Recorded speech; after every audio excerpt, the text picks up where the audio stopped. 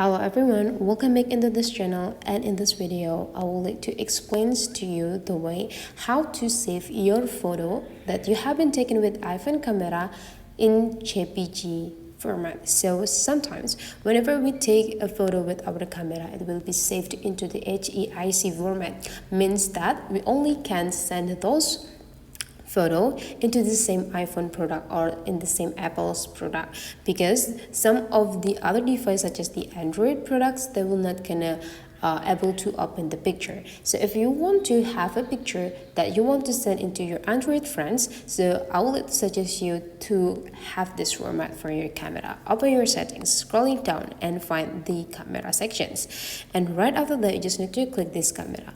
Now you just need to scrolling down again until you find these formats. Go click them. So those formats will be formats for your camera. If you want to save the photo into the JPEG format, I will suggest you to change from high efficiency into most compatible. And whenever you change them, now every picture that you take with your iPhone camera will be saved into the JPEG